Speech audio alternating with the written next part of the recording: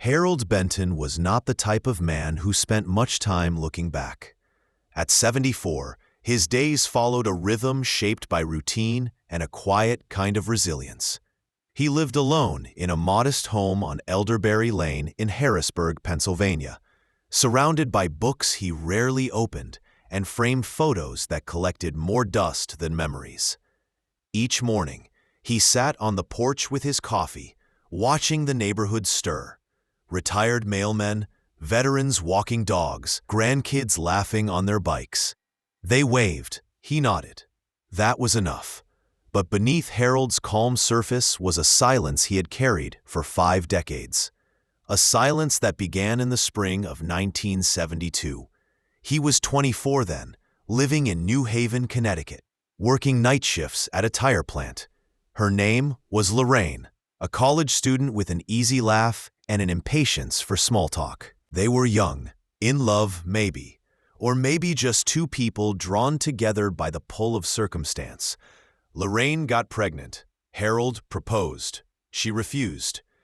"I'm not ready to be someone's wife," she said one April afternoon, standing by the cracked window of her studio apartment. "But I'll raise the baby." Harold wanted to be a father. He begged to be involved. Lorraine vanished 2 weeks later. No letter, no phone call, just gone.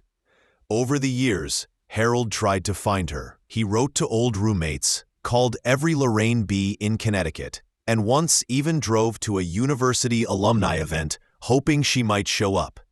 She didn't. Eventually, time smoothed the sharp edges of that grief. He married someone else, briefly. It didn't last. He never had other children. He never stopped wondering. And then, in March 2022, his neighbor Sally, who often checked in on him, mentioned something in passing. "You ever do one of those ancestry tests?"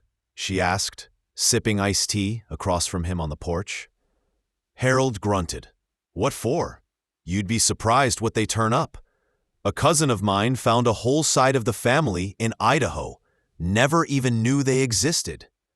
That night, Harold ordered a DNA kit from 23andMe, half out of curiosity, half out of something deeper he didn't want to name. 2 weeks later, the results arrived. Ethnicity, health, nothing remarkable. But then there was a tab labeled Relatives. At the top of the list, 50% DNA match, likely daughter. Name, Emily Weller, age 49. Location, Akron, Ohio. Harold stared at the screen for nearly 10 minutes, unmoving. His hands trembled slightly. It couldn't be, could it? He clicked her name.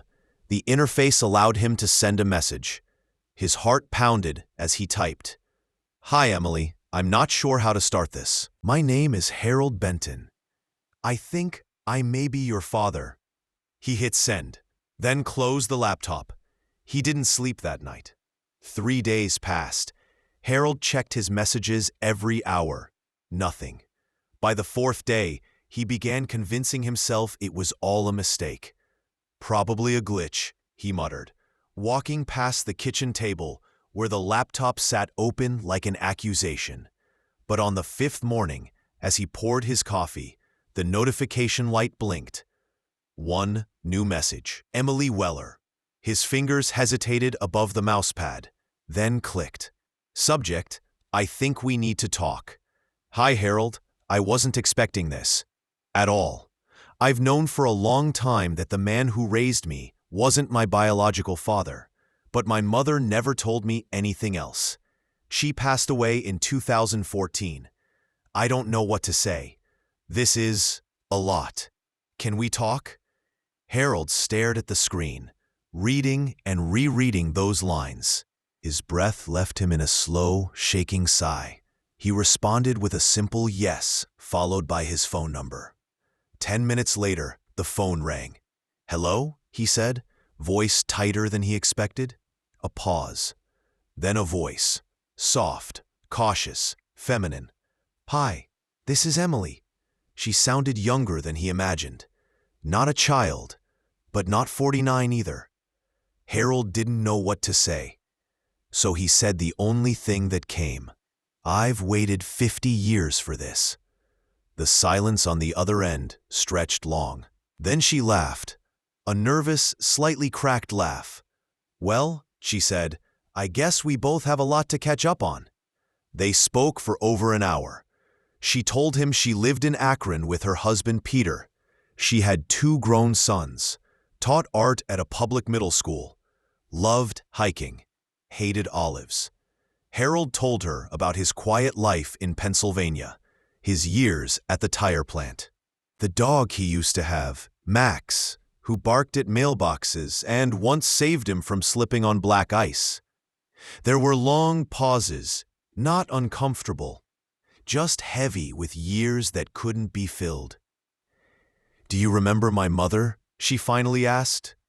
He did, vividly, the way Lorraine always hummed while cooking, how she twirled a pen in her fingers when thinking. The day she walked away. "She never said why she left," Emily said quietly. "She told me my father didn't want to be found." Harold closed his eyes. "I looked for her," he said. "For you. I never stopped." Emily didn't speak for a moment. When she did, her voice had softened. "I believe you." The next question came carefully, like it had been waiting for years. "Would you want to meet?" The drive to Ohio was long. Harold hadn't driven more than 20 miles in years, but now he packed his things with a kind of reverence. Pressed shirt, polished shoes, a printed photo of Lorraine from 1971. He didn't bring expectations, just hope. When he pulled up to Emily's house, a blue 2-story on Larchwood Drive with a red door and a wind chime by the porch, his hands shook on the steering wheel. The door opened before he could knock. She looked like Lorraine. Same eyes. Same uncertain smile. They stood facing each other for a long time. Neither moved. Then she stepped forward and hugged him. "I didn't know what it would feel like," she whispered, "but this feels right." Harold didn't cry. Not yet. He just held her. 50 years collapsed into a single embrace. The living room smelled faintly of lavender and coffee. Framed artwork lined the walls, watercolors and charcoal sketches, most of them Emily's. A fireplace sat unused beneath a wooden mantel carved with the words, "In this house, love grows." Harold sat stiffly on the couch, his hands clasped in his lap. Across from him, Emily offered tea with honey. She poured slowly, as if the silence between them might break if she moved too fast. They had spoken for hours on the phone. But this, sitting across from each other, seeing the curve of a smile inherited, the tilt of the head mirrored, this was different. She handed him the cup and sat beside him. "I wish my mother had told me more," Emily said after a pause. "There were moments, especially in college, when I wondered. She kept everything so sealed." Harold nodded. That was her way. She never let people too close. "Were you in love with her?" It was a question asked gently, but it landed hard. "I was," he said after a moment. "I don't know if she was with me, but I was with her." Emily looked down at her hands. I think she was scared, of being alone, of not being in control. She used to say, "It's easier to leave before someone leaves you." Harold stared into his tea. "I would have stayed. I wanted to." She reached for a folder beside her, thick with plastic sleeves. "These are pictures from when I was little. I don't know if it helps, but—" She handed it to him. He opened the first page.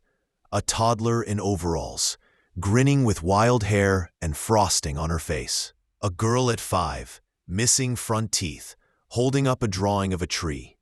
A teenager on prom night, wearing her mother's earrings. He swallowed hard. "You look like her," he said, his voice cracking. Emily smiled. "You're the first person who ever told me that." They spent hours flipping through the folder, pausing now and then to fill in a memory, ask a question, share a silence. When Peter came home, tall, kind-eyed, wearing a Cleveland Browns cap, he shook Harold's hand like he was meeting a hero.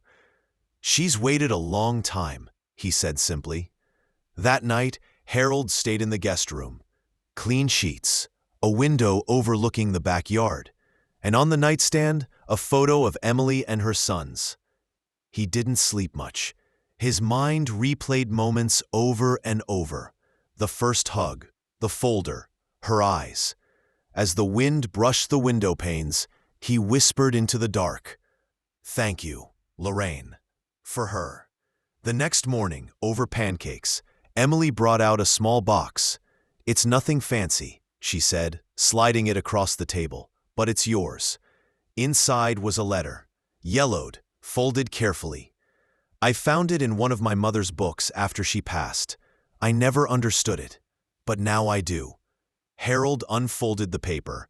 It was dated April 17th, 1972. "Harold, I don't know how to say this. I'm scared. I don't know what kind of mother I'll be. And I'm afraid you'll try to stop me if I tell you where I'm going. I don't want to disappear, but I think I have to. I love you in my own way. Maybe one day she'll find you. Maybe one day you'll forgive me." Lorraine, his fingers trembled. Tears slipped silently onto the page.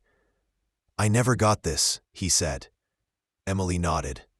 "I think she wrote it and never mailed it." They sat in silence again, not because there was nothing to say, but because some things didn't need words. Later that day, Emily invited Harold to her art studio. It was a small, sunlit room at the back of the house, filled with canvases, brushes, jars of water, and shelves lined with sketchbooks. The smell of paint and old wood hung in the air like memory. "This is where I go when the world doesn't make sense," she said, guiding him in. One large canvas sat unfinished on an easel. Soft earth tones, a faint outline of a figure beneath a tree. Harold tilted his head. "She looks like someone," he said. Emily nodded.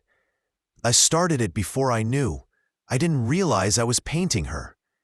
They stood there together, the silence textured by color and breath. Then she pulled down a sketchbook, flipped to a page. "This one. I drew it after our call."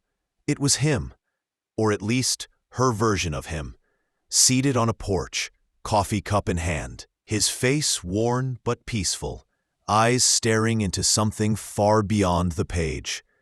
He didn't know what to say, so he just nodded. "You got the slouch right," he finally said. She laughed. "I inherited that too." They talked more, about art, about music, about regrets. He learned that Emily's sons were named David and Isaac, both in their 20s. David was in the Army, stationed in Georgia. Isaac had just started graduate school for environmental science. When Emily showed him a photo of David in uniform, Harold's face softened. "He looks like my father," he said quietly. That night they had dinner on the back porch, grilled chicken, corn, and peach cobbler. The wind chime rang softly in the breeze. Fireflies blinked in the trees beyond the fence. Peter raised his glass. "To strange miracles," he said. "And to second chances." Harold felt something shift in him, a loosening, a lightness. Later, as they cleared dishes, Emily looked over. "Do you want to meet them, my boys?" He hesitated only for a moment, then smiled. "I'd like that very much." A week later, they met at a diner in Columbus, a halfway point. Isaac was quieter, glasses perched on his nose, a gentle handshake. David was all energy and warmth, ribbing Harold like they'd known each other for years. "You're the missing puzzle piece," he said over scrambled eggs. "We always wondered why Mom got so quiet during certain stories." Harold laughed, a real, deep, unguarded laugh. the kind he hadn't heard from himself in decades. Over pie, David leaned forward. "You know, you've got some catching up to do. Grandpa stuff. Teach me something." Harold blinked. "Like what?" David shrugged. "How to change oil. How to play cards. How to tell a joke that lands." Harold smiled. "I can do that, but I'll warn you, I cheat at poker." Everyone laughed. That day, he didn't feel like a man who had lost 50 years. He felt like a man who had just begun. Back in Harrisburg, Harold's house felt different. Not emptier, just quieter in a new way. Like something had been unlocked. The silence no longer pressed in on him. It rested gently, like a hand on the shoulder. He printed a photo from their diner visit. Emily between her sons, Harold beside them, all smiling like they'd rehearsed it 1,000 times. He framed it and placed it beside his armchair, replacing an old photo of the tire plant from 1983. One afternoon, he called Emily. "I was thinking," he said, "maybe you'd like to come here. See where I've been all these years." She didn't hesitate. "I'd like that." They picked a weekend in October. The trees would be turning by then. Reds, golds, rust. Harold bought fresh sheets, cleared a closet, even dusted off the old record player. When she arrived, they walked his street together. He showed her the corner store that used to sell 5-cent gum, the library where he once helped rebuild the roof after a storm, the diner where he'd had Sunday breakfasts for years, always alone until now. At home, he pulled out a wooden box from his closet. Inside, photos, letters, old receipts, and one small hospital bracelet, labeled only Baby Girl B, April 1973. "I kept it," he said, handing it to her. "I didn't know if I'd ever get to give it to you." Emily touched it as if it were glass, then held it to her chest. That night, they listened to records and played gin rummy. Harold won 3 times in a row. She accused him of cheating. He didn't deny it. Before she left, they sat on the porch. The wind was cool, leaves tumbling across the lawn. "You ever think about what would have happened if she hadn't left?" Emily asked softly. "Every day," Harold said. She looked at him. "But then we wouldn't be here now." He nodded. "And I wouldn't trade this for anything." In November, Harold received a package. Inside was a canvas, wrapped carefully in brown paper. When he unwrapped it, he stared in silence. It was the painting from Emily's studio, finished now. A tall figure beneath a tree, looking out over a distant horizon.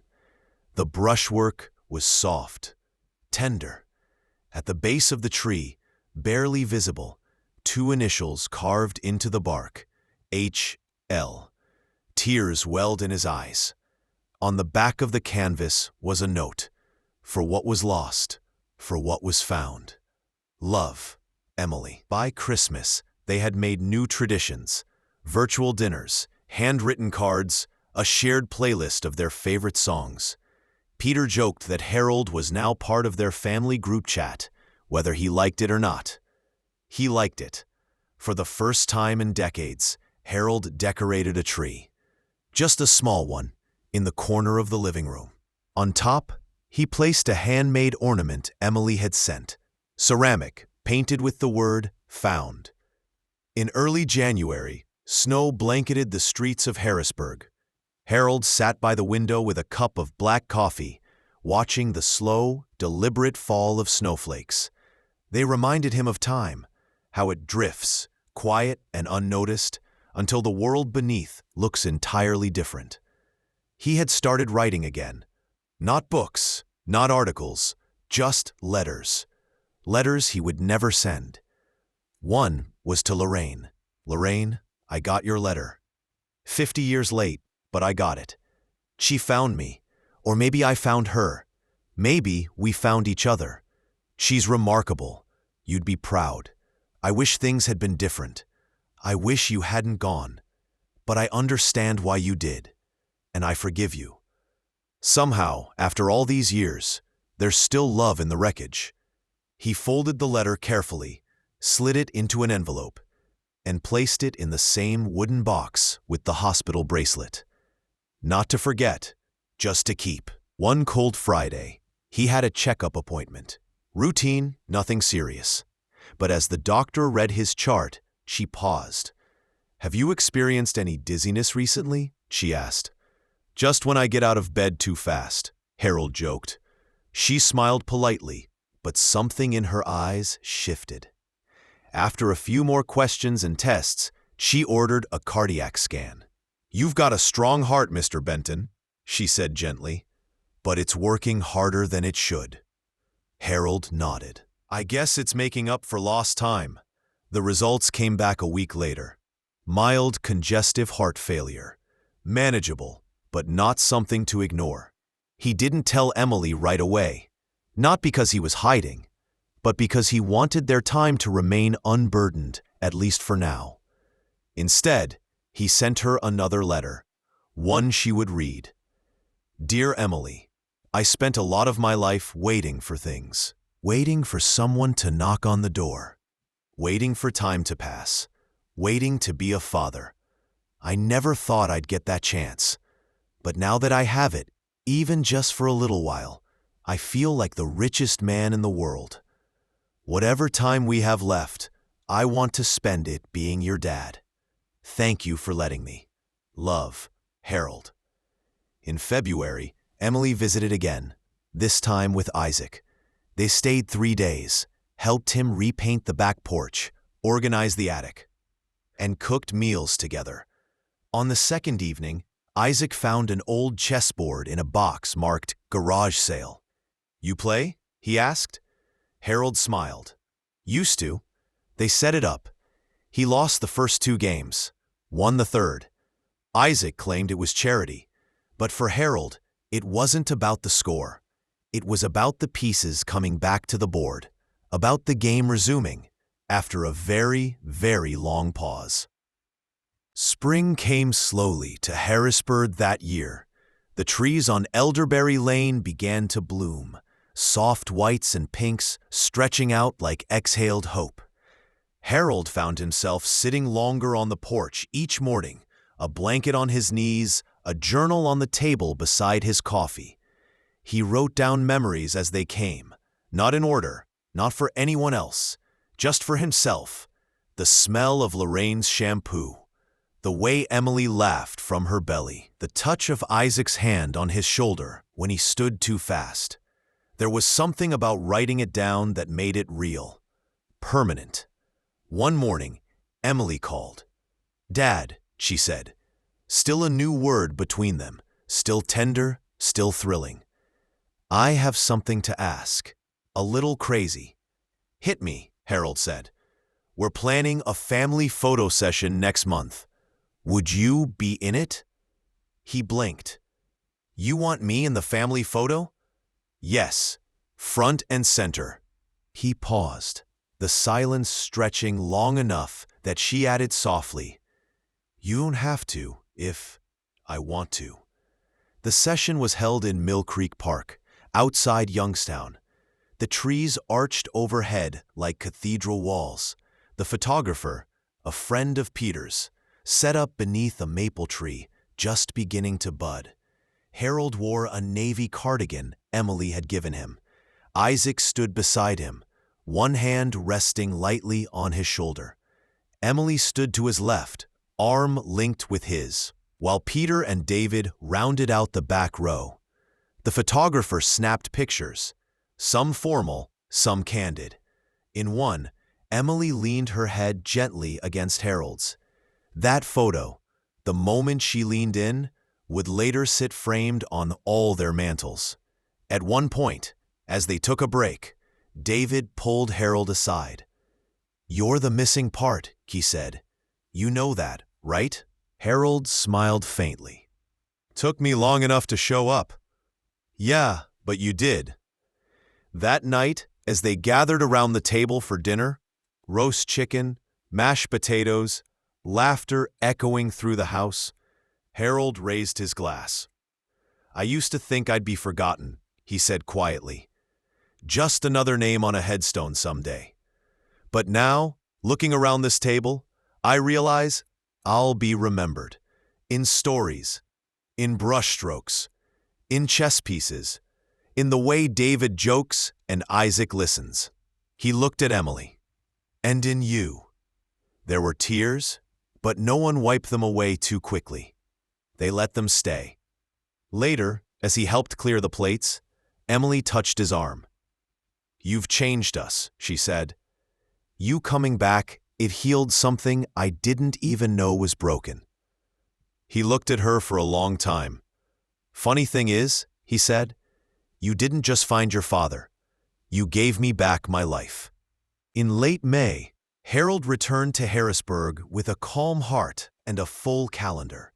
Weekly phone calls with Emily, monthly dinners over Zoom with David and Isaac, a new friend in the neighborhood named Clara, who had a garden and an interest in card games.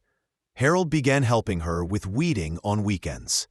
His doctor had adjusted his medication. His heart condition, while still present, no longer felt like a clock ticking too loud. He moved slower, yes, but there was no rush anymore. Just presence. Each morning, he walked to the bench by the river at Wildwood Park, journal in hand. The same bench where he used to sit alone and wonder who he might have been. Now, he wrote about who he had become. One Sunday, Emily drove down alone. They walked the neighborhood, visited the old bookstore, then sat on his porch as the sun dipped behind the trees. "I was thinking," she said, "I might try painting you again." Harold raised an eyebrow. "You already caught my best angle." She smiled.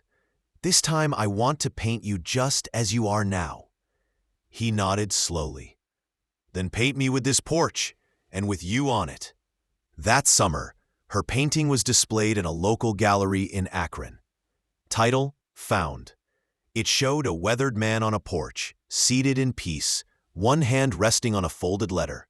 Behind him, light spilled through leaves. In the corner, a figure approached, unclear, fading into brushstrokes, but unmistakably coming home. Visitors wept in front of it, some without knowing why. In November, Harold passed away peacefully in his sleep. Emily was with him. He had told her the night before, "I'm not afraid, honey. I found you. That's more than most men get." At his memorial, she stood and spoke, voice steady but full. "This man was a father to me for only 3 years, but he filled those years with a lifetime's worth of love. He reminded me that it's never too late to be whole, never too late to forgive, and never too late to be found." Epilogue. 6 months later, she published a book of sketches and reflections. 50 years later, Letters to My Father. On the dedication page, 4 words: "For Harold, I found you." If this story moved you, please take a moment to like the video, leave a comment, or share it with someone who needs to believe in second chances. And don't forget to subscribe for more true stories that touch the heart. Thank you for listening.